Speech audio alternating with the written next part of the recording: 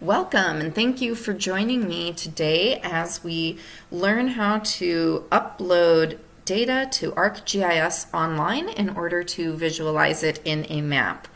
So today we're going to be completing a short exercise. We're going to skip over the downloading data part and begin with the uploading to ArcGIS Online and visualizing portion, and we'll do the downloading the data in a separate tutorial.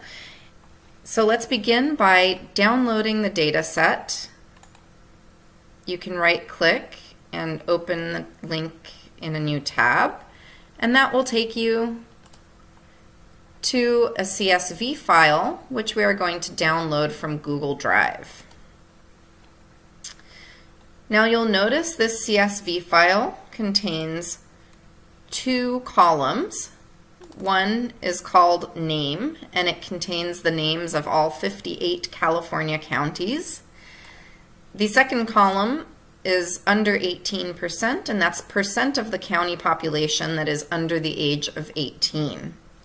So we're going to use this data and visualize it in ArcGIS Online because it's far more interesting to look at a map visualizing these county differences rather than looking at a spreadsheet to identify which county has the highest percent of under 18 population, which has the lowest, and so on. So notice a couple of things about this spreadsheet before we upload it to ArcGIS Online. The first is that the first row contains the column headers. And the column headers have no symbols or formatting and no spaces in the column headings. So notice I use an underscore here rather than a space.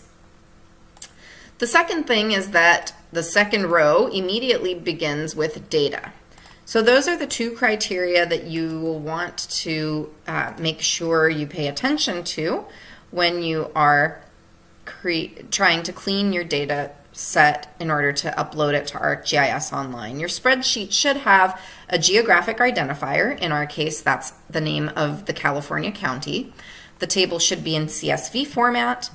The first row should be the header, the column header, and there should be no spaces in those column headers. And then the second row must contain data as opposed to annotating what the column names mean, for example.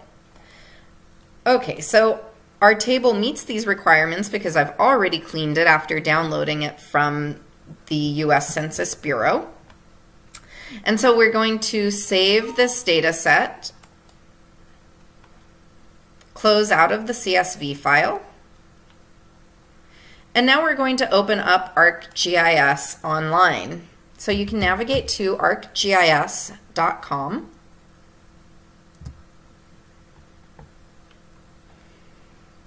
And it will ask you to sign in with your organizational account. For those of you doing this for the first time, you'll want to create your account using your Chapman email if you want to be part of the Chapman organizational account. For faculty members, this makes sense because you will have long-term access to everything that you upload on the organizational account. For students, it may not make as much sense to use the Chapman account if some of the data that you use on ArcGIS Online is no longer available once you graduate because you no longer have your institutional login. So for students, you may actually want to create your ArcGIS Online account using a personal email. That will give you more limited functionality within ArcGIS Online, but it will persist beyond when you graduate. Okay, so apologies for that short digression. So now that we have ArcGIS Online open, we're going to click on the Map tab up at the top left-hand corner. That will open up our map viewer, and here we're going to begin adding our data. So you can see the Add Content to Map button. And you'll notice there are numerous options. You can search for layers through ArcGIS Online. You can browse Living Atlas layers. You can add a layer from the web. In our case, we're going to be adding layer from a file. And there are several file types that are supported through ArcGIS Online. Shape files, if you're familiar with using the desktop version, you may have already joined a table to a spatial layer and exported as a shape file. In our case, we're uploading a CSV file that contains place information. It also supports text files and coordinate locations, so latitude, longitude coordinates, GPX files if you are using a GPS device, and so on. So here we're going to choose the file, the CSV file that we downloaded earlier.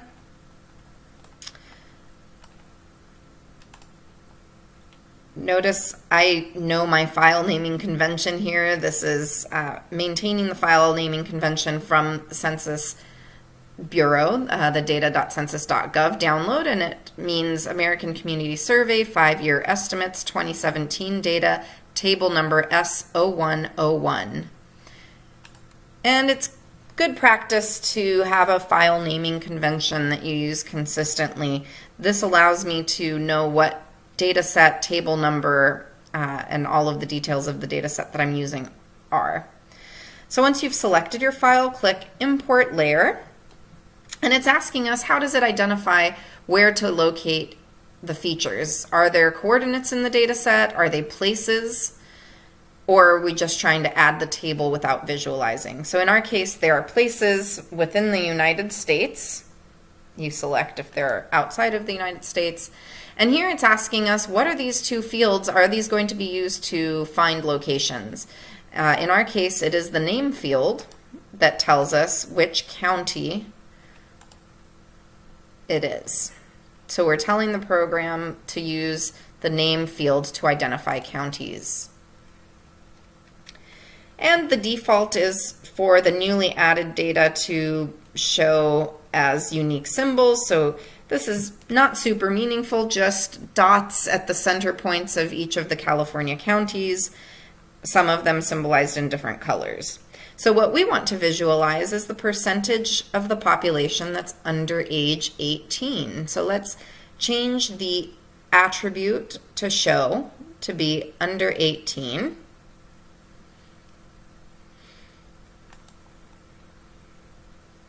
And let's rename this so that we remember what we just visualized here rather than this lengthy name here. So you can click on these three dots and go to rename, and we might say percent under age 18.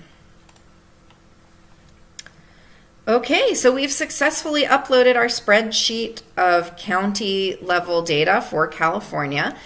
You could stop here if you're happy with this map, but the great thing about GIS and ArcGIS Online is that you can leverage so much data that's available on ArcGIS Online and the Living Atlas. So now I'm going to show you how to add an additional layer and visualize two attributes together. After all, the great benefit of GIS is allowing you to investigate the association between multiple variables at one time. So I'm going to go back up to Add and go to Browse Living Atlas Layers. And I know that the county health rankings data is available here from Robert Wood Johnson. It's county level data, just as our county level data here for California.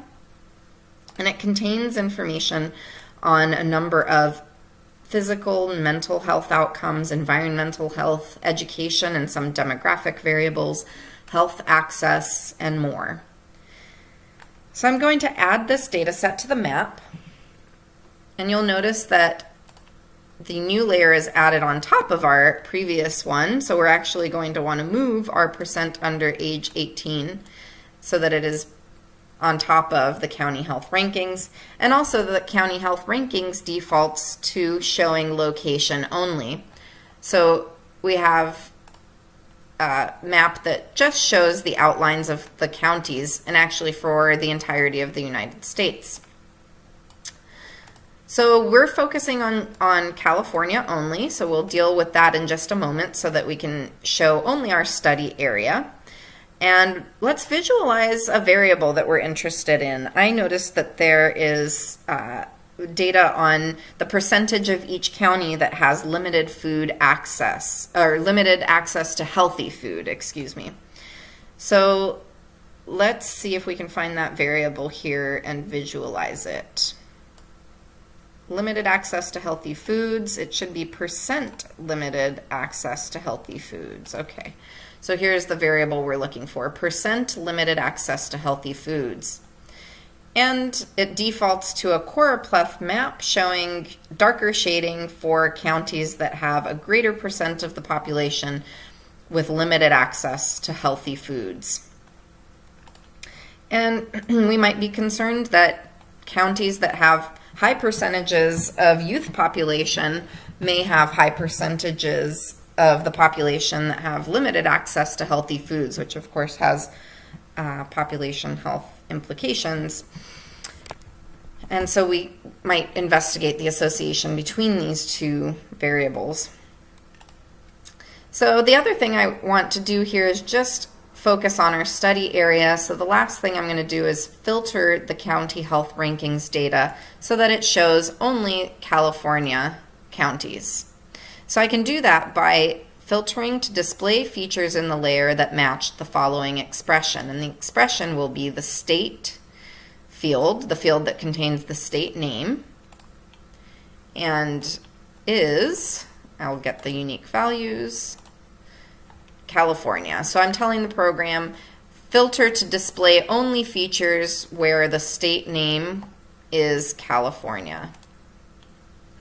And now I have a map that is limited to our study area to investigate the question that we were just discussing about whether there may be correlation between where there are large youth populations and where there are counties that have large percentages of the population with limited access to healthy foods. And of course, there are lots of other interesting variables in the county health rankings data that you could explore in relation to percentage of the population that's under 18.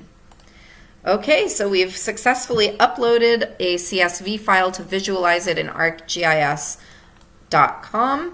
And next video will show us how to download and clean that CSV file that we used to upload to ArcGIS.